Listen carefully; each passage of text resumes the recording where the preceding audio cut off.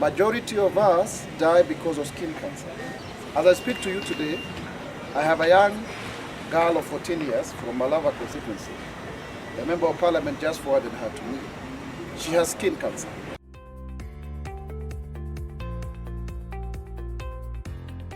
I am the chairman of the Albinism Society of Kenya. But not just that, I am the senator for persons with disabilities and the initiator of this program.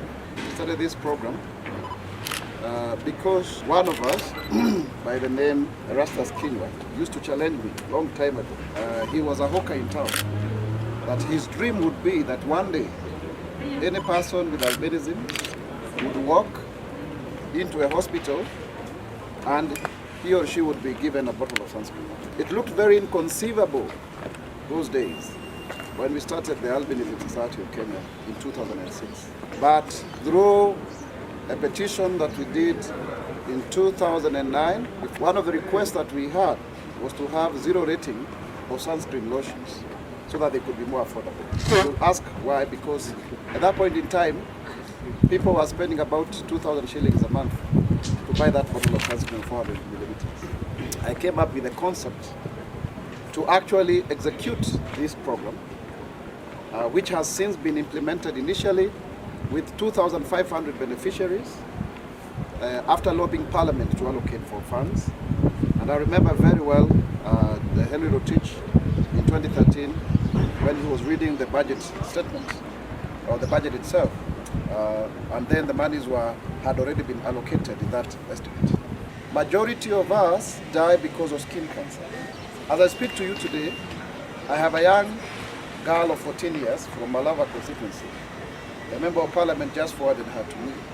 She has skin cancer and she needs treatment at 14 years old. So this skin cancer can affect anyone with albinism at whatever age. And we have buried very young people before, like Mutiso, who had to stay for a very long time at Kenyatta National Hospital. Or people who have been disfigured, like Hudish Rolla from West Pokot, who had to be removed almost half of his face. Or Simon Kamau from Kikuyu, who had a huge hole here. Just a few months ago, we were again at KNH to discharge Ishmael Shikanga from Mount Elgon. So these are cases every other day, and they are increasing. And we need to ensure that they do not continue, because persons with albinism need to live a fairly long life, just like any other Kenyan. And amongst us, we have had people who have died at the age of 79, others at the age of 90. So the myth that persons with albinism die at the age of 40 is actually not true. So these products, for us, it's very, very important, because earlier on, as Albinism Society of Kenya, we used to get donations from various places. We are the ones who used to foot the medical bills. Sometimes we still do, especially the preliminary ones like biopsy. But we are working very hard with the Kenyatta National Hospital. We have an MOU so that they can actually admit immediately anyone who has those skin lesions that are cancerous, so that we do not have to waste away. There is a lady by the name of Joanna Uma who really took so long to be treated. By the time she came here, we had to take her and we had to get accommodation for her. That kind of process, that referral mechanism needs to be strengthened, so that then it is seamless and so that people with albinism are able to be taken care of. So we ensured in 2019, I was able to make sure that the albinism question number 43, was in the census. And as a result, we were able to discover or to ascertain that we are persons with albinism in the whole country are 9,729. Now this program initially was benefiting 2,500 people. Now if you go by that census report, it means that there's one person with albinism for every 4,890 Kenyans. And that is very, very commendable, because initially the Caucasian estimates, or from a Caucasian population, was 1:70 to 20,000 people. So yes, it is true, albinism is more prevalent in Africa as a cradle of man. However, what does this mean?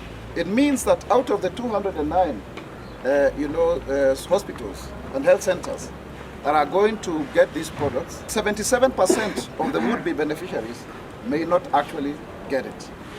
Because currently the program is targeting 3,800 individuals, including some of them who are vitiligo.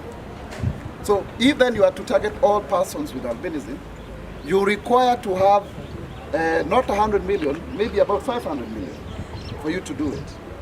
So that is also something, even with the austerity measures that we're having in government, we need to not attack the allocations for the social safety nets. I think we need to look at the infrastructural projects. That's where we need to get our money for fiscal consolidation and budget restructuring, rather than looking at programs that confer direct benefit that actually are life-saving, like the albinism program. But further to it, I want to say that we also need to ensure that we create more awareness to the society with regards to persons with albinism. Just on Sunday, the day before yesterday, I received 3 parents. One is a man, and we must commend men because men are the ones who take off when we get born with albinism. But also young ladies who have gotten children with albinism and who are facing a lot of ostracization in society because of getting children with albinism. So we need to do more awareness so that the society can fully understand persons with albinism as full and equal citizens of the society.